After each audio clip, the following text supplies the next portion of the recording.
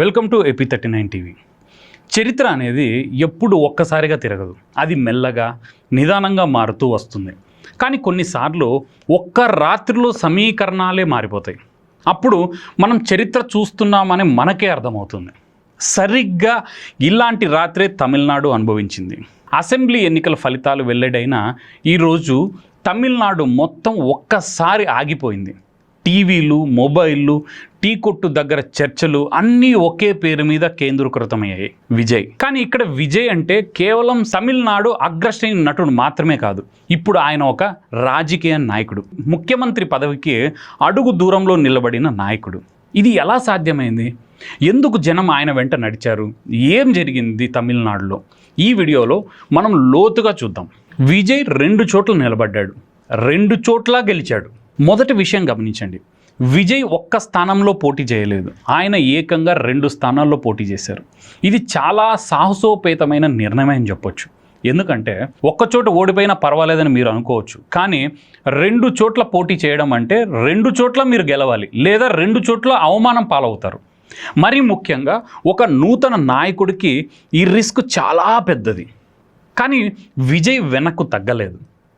మొదటి నియోజకవర్గం తిరుచునారుపల్లి తూర్పు, సంక్షిప్తంగా తిరుచి ఈస్ట్. ఇది గ్రామీణ తమిళనాడులో ఉంది. ఇక్కడ ఓటర్లు చదువుకున్నవారు, వ్యవసాయదారులు ఉన్నారు, కార్మికులు ఉన్నారు, అంటే సాధారణ జీవనం గడిపే మనుషులు. వీళ్ళు ఒక సినిమా స్టార్ని చూసి మోసపోయే రకం కాదు. వీళ్ళకి అభివృద్ధి కావాలి, రోడ్లు కావాలి, పిల్లలకు చదువు కావాలి. రెండో నియోజకవర్గం పెరంబూర్. ఇది చెన్నై జిల్లాకు దగ్గరలో ఉన్న అర్బన్ కాన్స్టిట్యూషన్.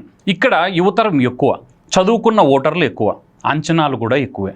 అంటే గ్రామీణ ఓటర్లను కూడా ఒప్పించాలి, అర్బన్ ఓటర్లను కూడా ఆకర్షించాలి. 2 వేరువేరు మనస్తత్వాలు, 2 వేరువేరు అవసరాలు. విజయ్ 2 చోట్ల గెలిచాడు. ఇప్పుడు నియమాల ప్రకారం 2 స్థానాలు పెట్టుకోలేరు, ఒకదాన్ని వదులుకోవాల్సిందే. ఏ స్థానాన్ని వదులుకుంటారో ఆ స్థానంలో ఉప ఎన్నిక జరుగుతుంది. ఈ నిర్ణయం మరికొద్ది రోజుల్లో వెల్లడవుతుంది. ఇది కూడా ఆసక్తికరంగానే ఉంటుంది. ఇప్పుడు విజయ్ గెలుపు ఎందుకు అంత గొప్పగా చెప్పుకుంటున్నారు అని అర్థం కావాలంటే తమిళనాడు రాజకీయ పరిస్థితి కొంచెం అర్థం చేసుకోవాలి. మన దేశంలో 2 రకాల రాజకీయాలు చాలా ప్రభావంగా ఉంటాయి: మత రాజకీయాలు మరియు కుల రాజకీయాలు. ఉత్తర భారతదేశంలో మత రాజకీయాలు చాలా బలంగా ఉంటాయి, అది మనకందరికీ తెలిసిన విషయమే. దక్షిణ భారతదేశంలో మతం కన్నా కులం చాలా పెద్ద పాత్ర పోషిస్తుంది. తమిళనాడులో అయితే కుల సమీకరణలు ఏళ్ల తరబడి ఎన్నికల ఫలితాలను నిర్ణయించాయి. వన్నియార్లు, ముదియార్లు, నాయర్లు, దళితులు, ప్రతి కులానికి దాని రాజకీయ ప్రాధాన్యత ఉంది. దానికి అనుగుణంగా పార్టీలు వ్యూహాలు చేసుకుంటూ ఉంటాయి. ఇప్పుడు మత రాజకీయాలు కూడా మెల్లగా తమిళనాడులో ప్రవేశిస్తున్నాయి.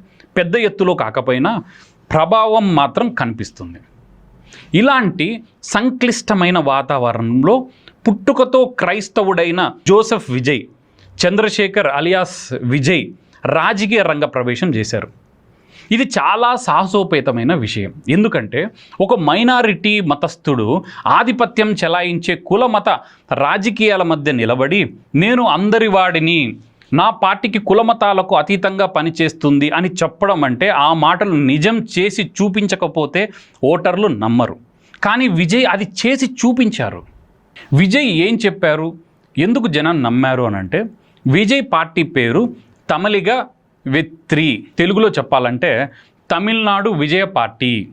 ఈ పార్టీ పెట్టినప్పటి నుంచి విజయ్ ఒక్క విషయంలో మాత్రం చాలా స్పష్టంగా ఉన్నారు: సెక్యులరిజం మరియు సోషల్ జస్టిస్. ఈయన స్పష్టంగా చెప్పారు, మేము ఏ కులానికి అనుకూలంగా లేము, మేము ఏ మతానికి అనుకూలంగా లేము, మా పార్టీ సామాజిక న్యాయం కోసం, పేదల హక్కుల కోసం, అభివృద్ధి కోసం పనిచేస్తుంది అని. ఇది చాలా సులభంగా చెప్పొచ్చు, కానీ జనం చాలా తెలివైన వారు. వారికి అర్థమవుతుంది ఎవరు నిజంగా మాట్లాడుతున్నారు, ఎవరు నటిస్తున్నారో అని.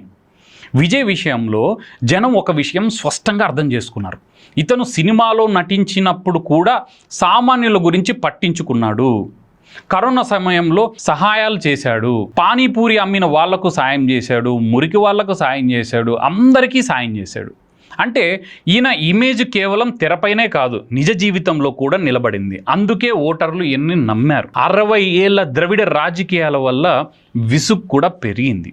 ఇప్పుడు అసలు మూల కారణం మాట్లాడుకుందాం. తమిళనాడులో ద్రవిడ రాజకీయాలు డిఎంకే, ఏఐఏడిఎంకే దాదాపు 6 దశాబ్దాలుగా పాలన చేస్తున్నారు. అంటే 60 ఏళ్లుగా ఈ పార్టీల మధ్య అధికారం ప్రయాణిస్తోంది. ఈ 60 ఏళ్ల తమిళ ప్రజలు ఏం చూశారు? అవినీతి చూశారు, నేతలపై కేసులు చూశారు, పార్టీ ఆస్తులు పెరగడం చూశారు, ప్రజల జీవన స్థాయి అంతగా పెరగకపోవడం చూశారు, కుటుంబ రాజకీయాలు చూశారు. నాయకుడి కొడుకు, కూతురు, అల్లుడు పార్టీ వారసత్వం కుటుంబంలోనే తిరుగుతోంది. సాధారణ కార్యకర్తకి పైకి రావడం ఎంత కష్టమో తెలుసు. పార్టీ అంతర్గత కుమ్ములాటలు కూడా చూశారు. ఏఐఏడిఎంకే అయితే చీలిపోవడం వల్ల పోరాటాలు ఇవన్నీ ప్రజలు చూశారు. అయినా మార్పు రాలేదు. ఎందుకంటే ప్రత్యామ్నాయమే కనబడలేదు. బీజేపీ తమిళనాడులో బలంగా లేదు కూడా. కాంగ్రెస్ దాదాపు అదృశ్యం అయిపోయింది. మిగిలిన చిన్న పార్టీలు పెద్ద ప్రభావం లేదు. అంటే తమిళ ఓటర్లు ఒక పెద్ద సమస్యలో చిక్కుకున్నారు. మేము ఒక పార్టీని తిరస్కరించాలంటే మరో పార్టీని అంగీకరించాలి, కానీ మరో పార్టీ కూడా నచ్చడం లేదు. ఇది చాలా ఫ్రస్ట్రేటింగ్ సిచ్యువేషన్. ఓటర్లు ఏం చేయాలో తెలియని పరిస్థితిలో ఉన్నారు. అప్పుడు వచ్చాడు విజయ్ రూపంలో ఒక నూతన ఆశ. విజయ్ రాజకీయ ప్రవేశం చాలా ప్రత్యేకంగా జరిగింది. ఈయన ఒక క్లీన్ ఇమేజ్తో వచ్చారు. వ్యవస్థ అవినీతితో భాగం కానివాడు, కుల సమీకరణలు జమా ఖర్చు చేయని వ్యక్తి, మతం పేరు చెప్పి ఓట్లను అడగని నాయకుడు. సాధారణంగా రాజకీయాల్లో కొత్తగా వచ్చేవాళ్ళు చాలాసార్లు తమ సినిమా అభిమానులతో మొదలు పెడతారు. కానీ విజయ్ దాన్ని దాటి నిజమైన రాజకీయ వ్యూహంతో ముందుకు వెళ్ళారు. ఈయన ఏ పార్టీతోనూ పొత్తు పెట్టుకోలేదు, ఒంటరిగా నిలబడ్డాడు. ఇది చాలా రిస్కీ నిర్ణయం, కానీ దీనివల్ల ఒక స్పష్టమైన సందేశం వెళ్ళింది ప్రజలకు. మేము ఎవరికైనా అమ్ముడుపోం, మాకు మేమే. ఈ సందేశం తమిళనాడులో చాలా ప్రభావితంగా పనిచేసింది. ముఖ్యంగా ద్రవిడ పార్టీలో ఉన్న యువ కార్యకర్తలు, వ్యవస్థ మీద విసిగిపోయిన వారు విజయ్ పార్టీ వైపు మొగ్గు చూపారు. సీఎం పదవి వచ్చినా ముందున్నది సవాళ్ళే. అయితే ఇక్కడ ఒక విషయం మర్చిపోకూడదు మనం. పార్టీ పెట్టి కేవలం 2 ఏళ్లకే అధికారంలోకి రావడం, ఇది ఒకవైపు అద్భుతమైన విజయం, కానీ మరోవైపు ఇది చాలా పెద్ద సవాళ్ళు కూడా.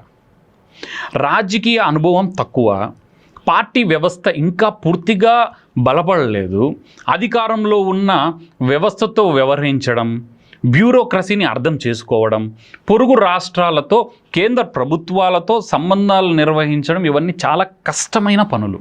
అనుభవం లేకుండా నేర్చుకుంటూ పాలించడం, ఇది ఒకసారి తప్పిదాలకు దారి తీయొచ్చు. ఈ తప్పిదాలను విరోధులు రాజకీయంగా వాడుకుంటారు. ఇలాగే ఇప్పుడు ఒంటరిగా ఎన్నికలు గెలిచినా రాష్ట్ర పాలన చేయడానికి శాసనసభలో మెజారిటీ కావాలి. దానికోసం ఏదైనా పొత్తులు పెట్టుకోవాల్సి వస్తుంది.